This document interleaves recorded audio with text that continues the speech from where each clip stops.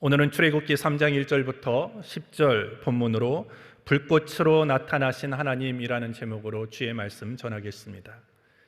오순절 사건 이후부터 예수님의 재림의 시간까지 우리는 보통 교회 시대라고 우리는 지칭을 합니다. 그리고 그 교회 시대는 성령 시대라고 말할 수 있습니다.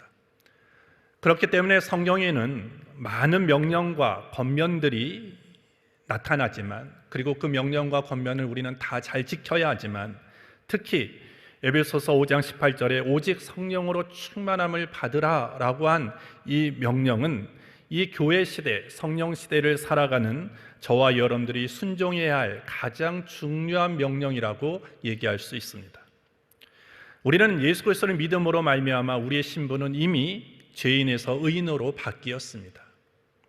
하지만 문제는 뭐냐 하면, 우리의 신분은 의인으로 바뀌었지만 여전히 우리에게는 옛사람이 존재합니다. 그리고 옛 습관들이 우리 안에 있습니다. 그래서 날마다 우리는 신앙의 성장과 성숙을 위해서, 그리고 경건하고 더 거룩한 삶을 실천하기 위해서 우리는 힘써야 됩니다. 그리고 예수 그리스도를 닮아가기 위해서, 성화의 삶을 살아가기 위해서 우리는 노력해야 합니다. 그리고 하나님이 저와 여러분들에게 맡겨주신 봉사, 그리고 헌신적인 사역, 그 모든 것도 우리는 풍성한 열매를 맺게 하여 우리는 힘써야 됩니다. 하지만 이 모든 것들은 우리의 노력과 우리의 의지만으로는 할 수 없다라는 것입니다. 신앙의 성장, 그리고 성숙, 그리고 거룩한 삶, 그리고 성화의 삶, 하나님이 우리에게 맡겨주신 그 봉사와 헌신을 더 열정적으로 하기 위해서는 우리의 노력과 힘도 필요하지만 그것만으로는 부족하고, 거기에 항상 있어야 될 것이 뭐냐면 성령의 충만함이라는 것입니다. 우리가 성령의 충만함 가운데 있을 때 우리의 말이 바뀝니다. 우리의 생각이 바뀌고, 우리의 가치관이 바뀌고, 우리의 생활이 바뀜으로 말미암아 우리는 날마다 더 성장하고 성숙한 그리스도를 닮아가는 성화의 삶으로 나아갈 수 있는 것입니다. 오직 성령의 충만함을 받으라 라고 하는 이 주님의 명령에는요, 헬라어의 원문에 보면 여기에는 현재형입니다. 그리고 수동태입니다. 그리고 명령형입니다. 그리고 복수형으로 되어 있습니다. 이 한 문장 안에는 여러 가지 의미가 담겨져 있는데, 이 현재 시제라는 것은 무엇을 의미하느냐? 성령의 충만함을 한 번 받고 마는 것이 아니다라는 것입니다. 성령의 충만함은 늘, 항상, 그리고 현재도 계속 유지해야 된다라는 것을 말하고 있는 것입니다. 그리고 명령형이라는 것이죠. 명령은 해도 되고 안 해도 되는 것이 아닙니다. 명령은 무조건 하는 것입니다. 그래서 주님이 오늘 우리에게 너희는 성령의 충만함을 받으라 라고 하는 명령은 우리 모두가 다 순종해야 되는 것이고 지켜 행해야 되는 것이다 라는 것을 의미하는 것입니다. 선택사항이 아니라는 것이죠. 우리가 신앙생활을 함에 있어서 선택사항이 아니라 아주 필수적인 상황이 뭐냐면, 저와 여러분들이 늘 성령의 충만함 가운데 있어야 되는 것입니다. 또한 복수형으로 되어 있다는 것은, 오늘 바울 서신이 오늘 에베소 교회를 향해서 바울이 쓴 편지이지만, 이 성령의 충만함은 에베소 교인들만 해당하는 사항이 아니라 오늘 그 당시의 초대교회뿐만 아니라 이 2021세기를 살아가고 있는 저와 여러분들에게도 동일하게 적용되어지는 말씀이라는 거예요. 누구 한 사람에게만 성령의 충만함을 받으라고 한 것이 아니라 모두에게 하나님은, 오늘 주님은 성령의 충만함을 받으라고 명령하신 것입니다. 그리고 이것은 수동태입니다. 이렇게 중요하고 그리고 필수 상황인 이 성령의 충만함은 우리가 받고 싶다고 해서, 그리고 우리가 중요하다고 생각해서 우리 스스로가 만들어낼 수 있는 것은 아니다라는 것입니다. 전적인 하나님이 부어 주셔야 되는 것입니다. 성령이 우리에게 임하여 주실 때 우리는 성령의 충만함을 받게 되어지는 것입니다. 따라서 저와 여러분들 또한 그리스도인들은요, 성령 없이는 아무것도 할 수 없습니다. 반대로 성령의 충만함을 받으면 우리는 그 권능과 능력을 힘입어서 우리의 힘으로 도저히 이룰 수 없는 것들, 해낼 수 없는 것들을 우리는 성취하고 이루어갈 수 있는 것입니다. 예수님께서 부활하신 후 승천하시기까지 이 땅에 40일간 제자들과 함께 보내시면서 마지막으로 제자들에게 아주 중요한 명령을 하셨습니다. 사도행전 1장 8절에 오직 성령이 너희에게 임하시면 너희가 권능을 받고 예루살렘과 온 유대와 사마리아와 땅 끝까지 이르러 내 증인이 되리라 하시니라, 이렇게 명령하셨습니다. 너희는 성령에 임하기까지는 예루살렘을 떠나지 말라고 명령합니다. 그리고 너희는 성령을 기다리라고 오늘 명령하셨습니다. 그리고 이제 너희들이 성령이 너희에게 임하면 그 다음에 일을 하라고 말씀하시는 거예요. 성령의 충만함을 받고 성령의 임재를 경험한 다음에 우리가 다음에 해야 하는 일은 무엇입니까? 증인이 되어지는 것입니다.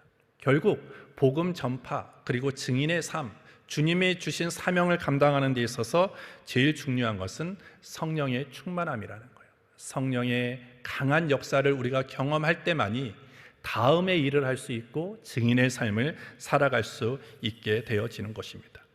왜냐하면 그 모든 사역 외에는 성령의 도우심이 필요하기 때문입니다. 성령님께서 하시는 그 모든 역사, 그리고 하나님이 우리에게 부으시는 그 능력을 가지고 나아갈 때 우리는 그리스도의 복음을 전파할 수 있고 주가 주시는 사명을 선하게 그리고 아름답게 감당해 갈 수 있게 되어지는 것입니다. 우리가 하나님의 나라를 위한다고 하면서 내 힘으로 내 능력으로만 하고자 한다면 그 사역은 실패할 수밖에 없습니다.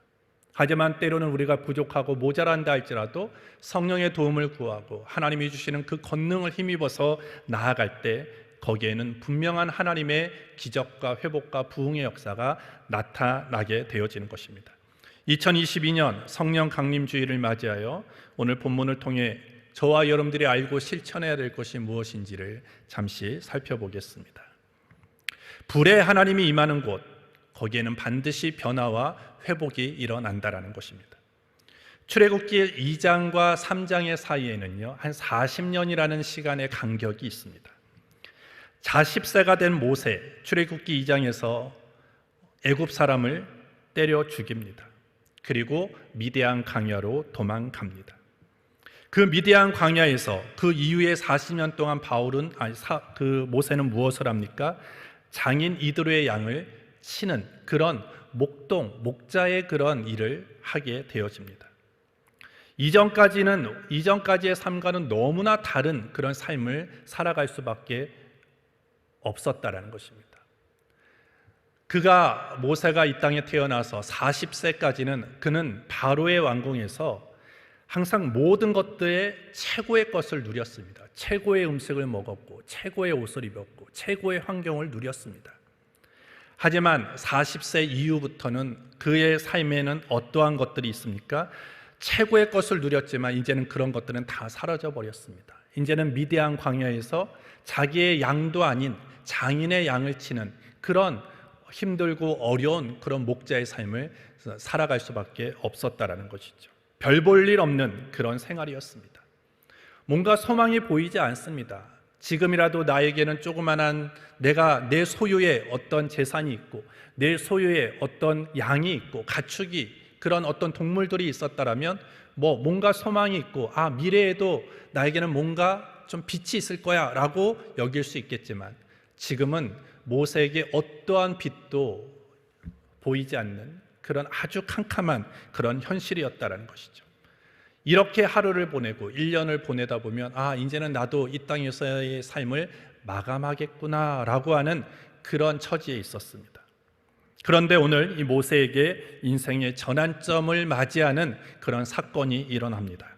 1절과 2절을 보시면 모세가 그 장인 미디안 제사장 이드로의 양무리를 치더니 그 무리를 광야 서편으로 인도하여 하나님의 산 호렙에 이르매 여호와의 사자가 떨기나무 불꽃 가운데서 그에게 나타나시니라. 그가 보니 떨기나무에 불이 붙었으나 사라지지 아니하는지라.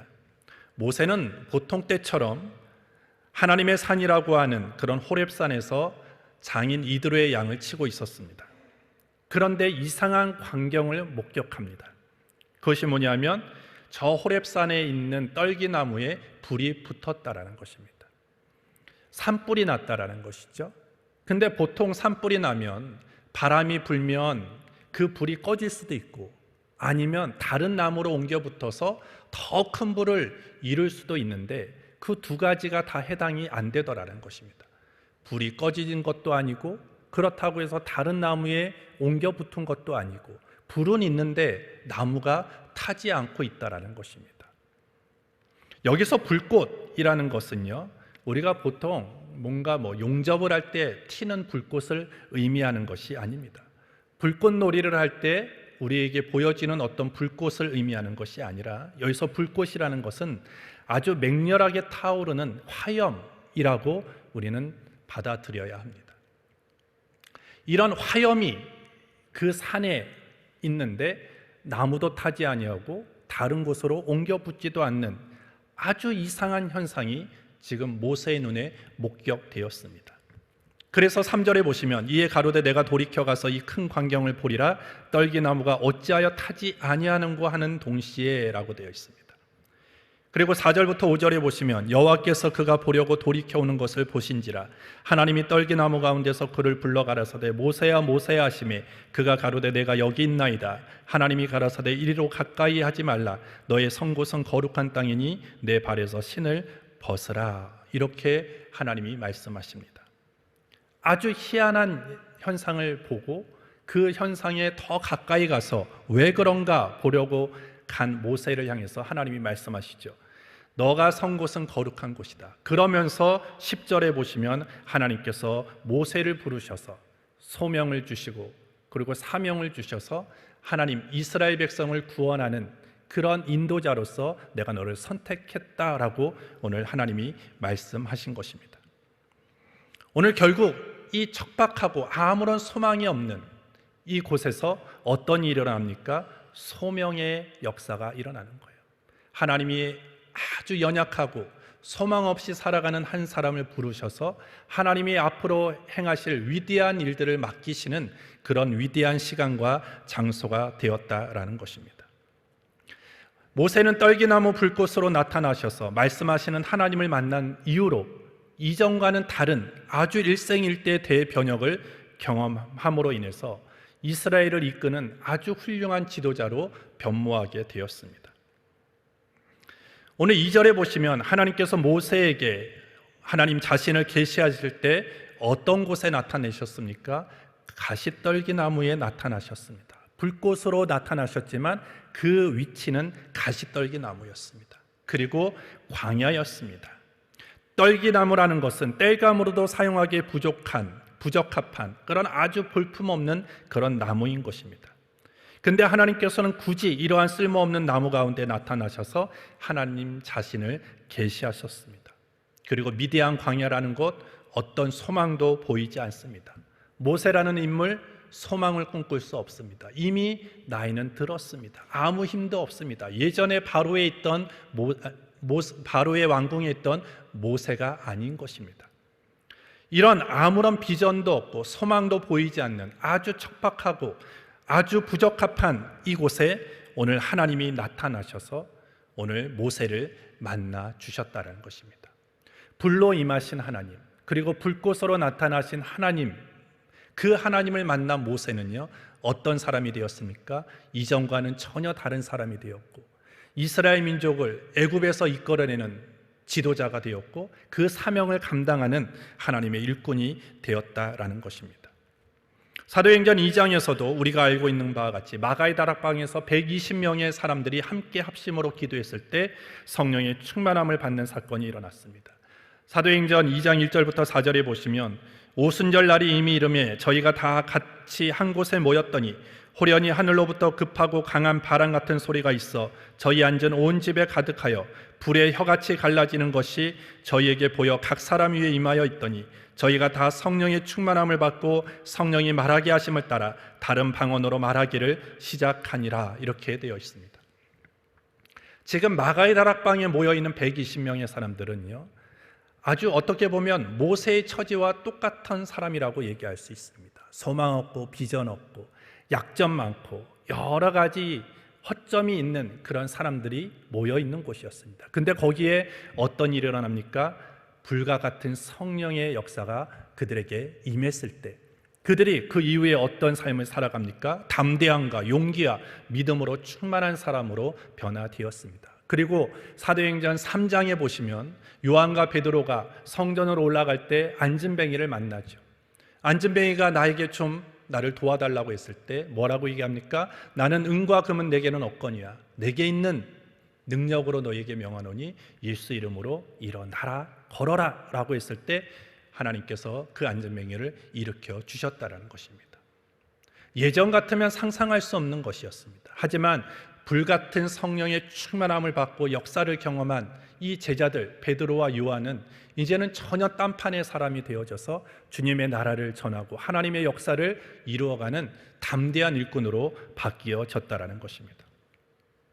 오늘 불과 같은 하나님 그리고 불같은 그 성령의 충만함을 받으면 우리는 지금 내가 가지고 있는 성별과 나이와 학력과 지위, 스펙 이런 것에 우리는 갇혀 있지 않는다라는 것입니다. 왜?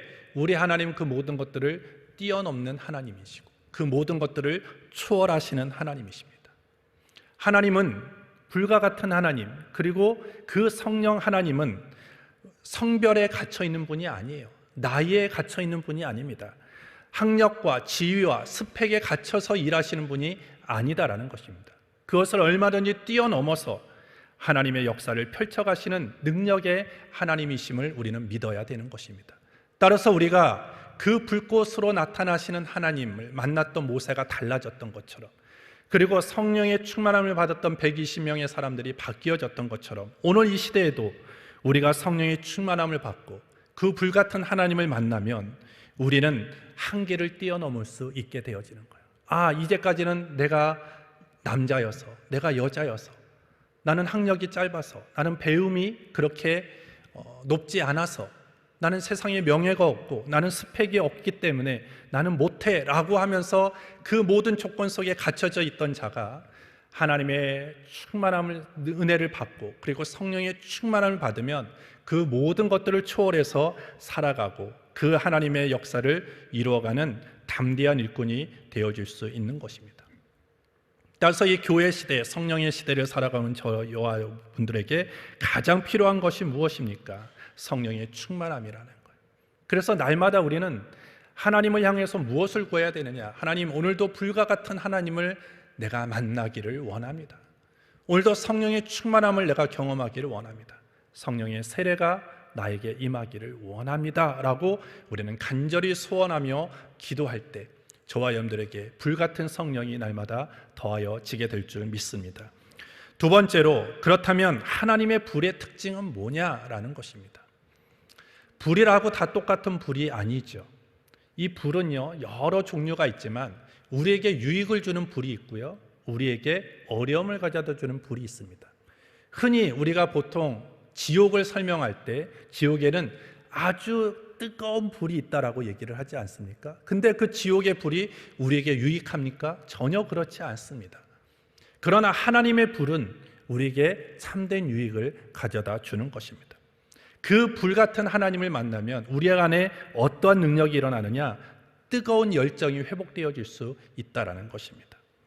오늘 불이라는 것은 한마디로 얘기하면 뜨겁게 한다라는 것입니다. 그래서 요한 웨슬리는 이런 얘기를 했습니다. 하나님의 불이 당신의 삶에 임하게 되면 사람들이 와서 불붙는 당신을 보게 될 것이다. 냉랭하고 아주 차가웠던 사람이 성령의 충만함을 경험하면 열정이 넘치는 불붙는 그런 사람으로 변모한다라는 것입니다. 오늘 예수님께서 라오디게아 교회에게 심한 꾸중을 하셨습니다. 왜 꾸중을 하셨느냐? 그 교회가 너무나 미지근했기 때문이다라는 것이죠. 이렇게 얘기를 합니다. 내가 이같이 미지근하여 더웁지도 아니하고 차지도 아니하고 내 입에서 너를 토하여 내치리라, 이렇게 책망하셨습니다. 하나님은 미지근한 신앙을 싫어하신다라는 것입니다. 따라서 저와 여러분들은요, 뜨거운 사람이 되어야 됩니다. 불붙는 성도가 되어야 되는 것입니다. 뜨겁다, 불이 붙었다라는 것은 뭐가 회복되었다라는 거예요? 열심이 회복되었다는 것이고 열정이 회복되었다라는 것입니다. 뭘 하나를 해도 말로만 하지 아니하고 행동으로 할 수 있는 그런 준비가 되었다라는 것을 의미하는 것입니다. 따라서 여러분들, 주의 일을 하는 사람들에게, 그리고 주님을 믿는 사람들에게 가장 중요한 것은 영적인 열정이 있어야 되는 것입니다. 기도를 할 때도 뜨겁게 기도해야 돼요. 말씀을 읽을 때도 뜨겁게 말씀을 읽어야 됩니다. 전도를 할 때도 뜨겁게 복음을 전해야 된다는 것이죠. 여러분들 한번 보십시오. 내 마음이 냉랭한 상태에서 기도가 잘 됩니까? 내 마음이 냉랭한 상태에서 주의 말씀을 보면 그 말씀이 나에게 은혜가 됩니까?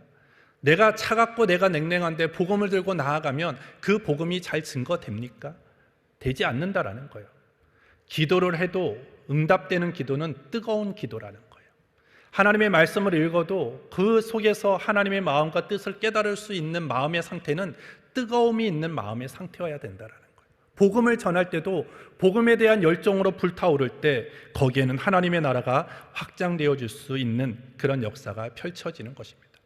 따라서 오늘 우리가 기도 한마디를 뜨겁게 하고 봉사도 뜨겁게 하고 찬양도 뜨겁게 하고 전도와 봉사도 뜨겁게 하기 위해서는 오늘 그 하나님의 불을 경험해야 된다는 거예요. 성령의 충만함을 경험해야 된다는 거예요. 또한 하나님의 불은 정화하는 능력을 가지고 있다는 것입니다.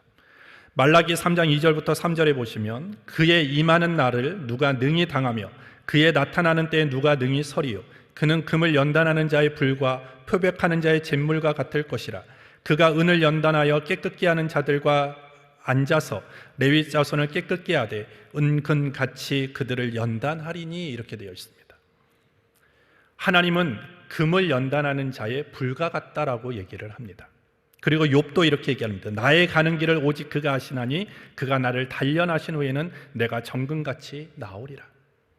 정금이 되기 위해서는 정화하는 과정이 필요합니다. 그 금이 가지고 있는 불순물들을 다 제거했을 때 아주 정금이 되어지는 것입니다. 우리가 하나의 토기장이를 통이 비유도 마찬가지죠.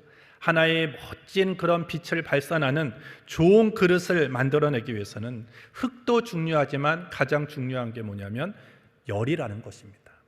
그 토기를 잘 빚어서 그 적당하고 아주 강한 그런 불에 집어넣었을 때 아주 고운 빛을 발산해내는 좋은 토기를 생산해낼 수 있는 것이다 라는 것입니다. 결국 불이라는 것은 정화하는 능력입니다.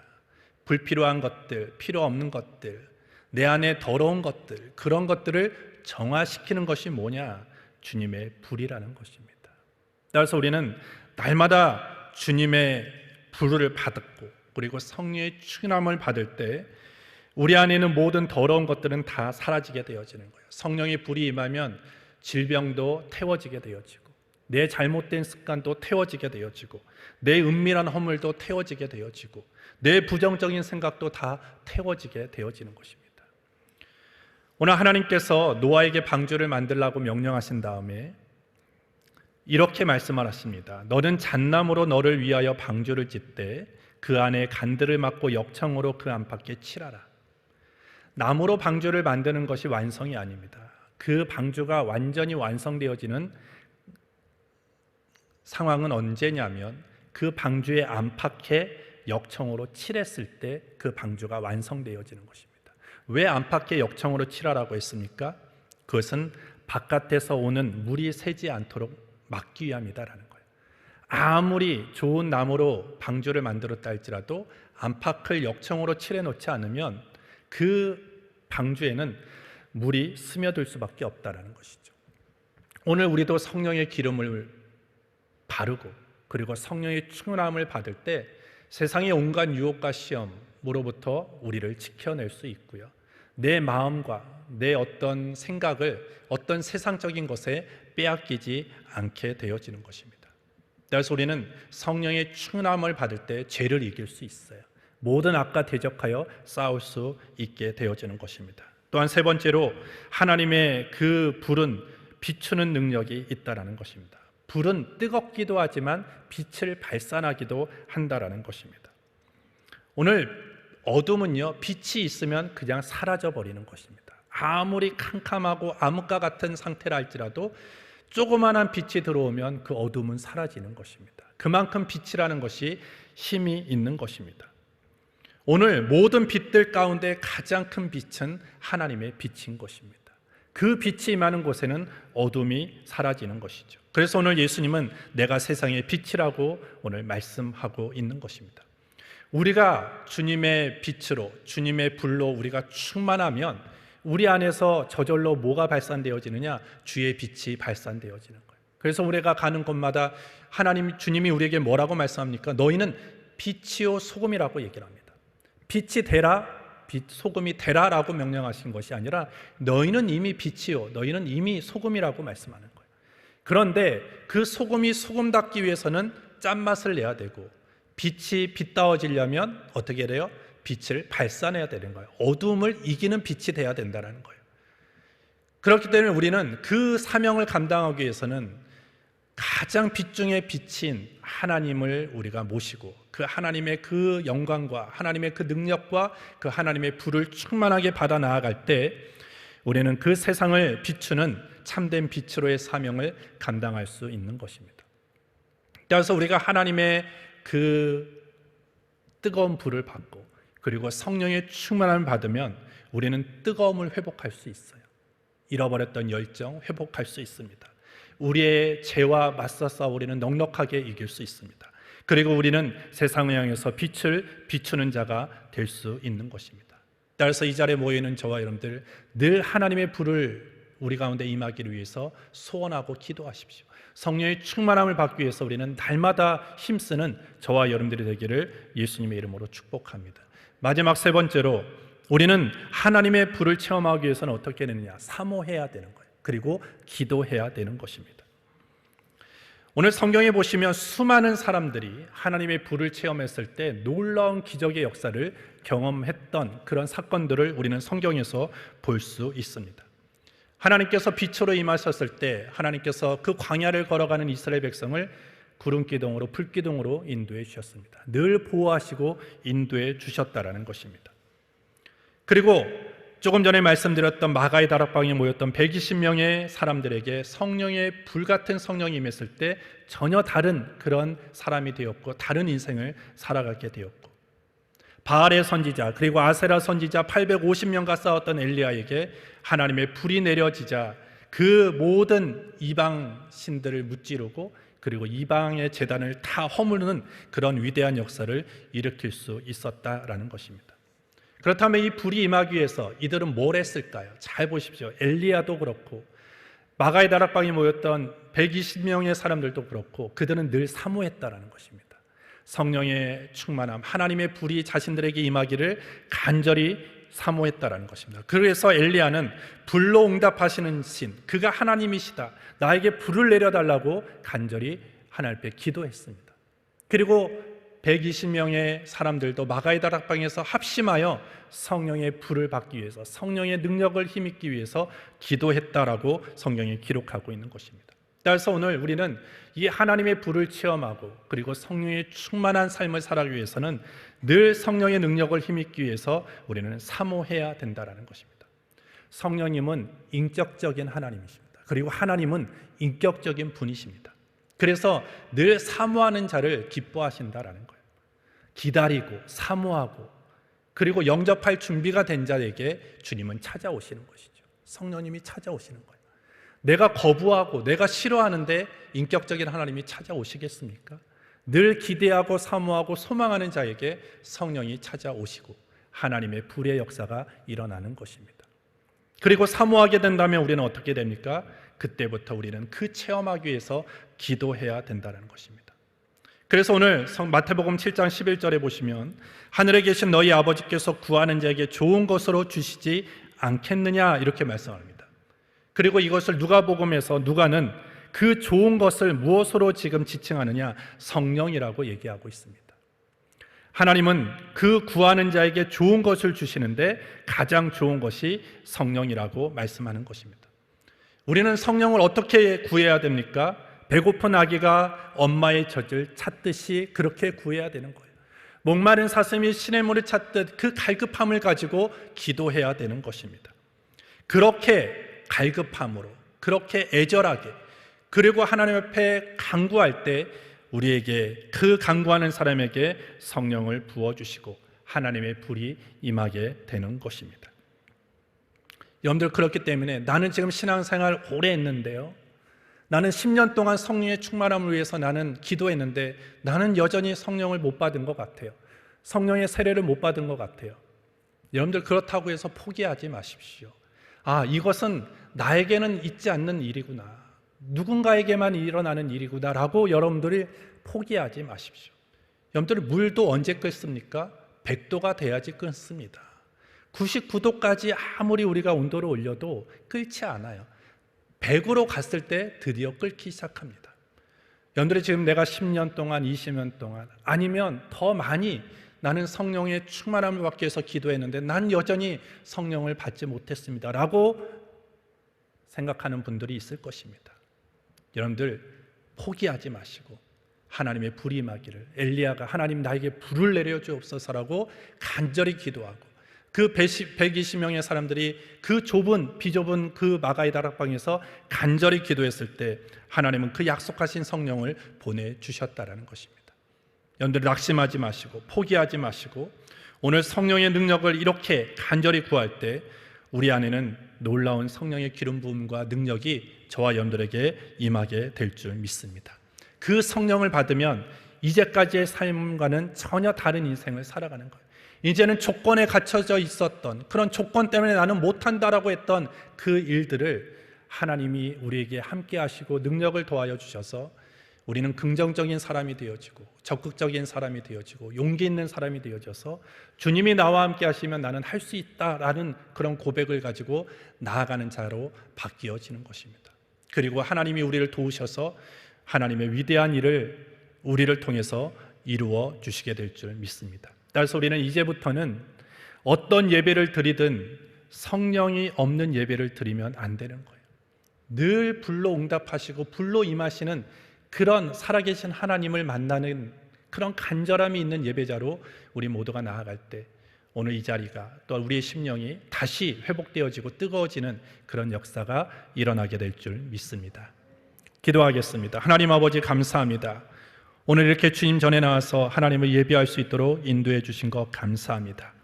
이제는 우리 모두가 날마다 불로 응답하여 달라고, 불로 응답하여 달라고 하나님을 향하여 간절히 기도했던 엘리야의 기도처럼, 또 120명의 사람들이 그 간절히 성령의 충만함을 위해서 기도했던 것처럼 오늘 우리도 성령의 충만함과 하나님의 불을 경험하게 하여 기도하게 하여 주옵소서. 그럴 때 한 사람도 빠짐없이 하나님의 불이 우리 가운데 임하게 하시고 성령의 세례가 임하게 하시고 성령의 충만한 가운데 하나님의 역사를 펼쳐가는 위대한 일꾼들로 나아가게 하여 주시옵소서. 예수님의 이름으로 기도합니다. 아멘.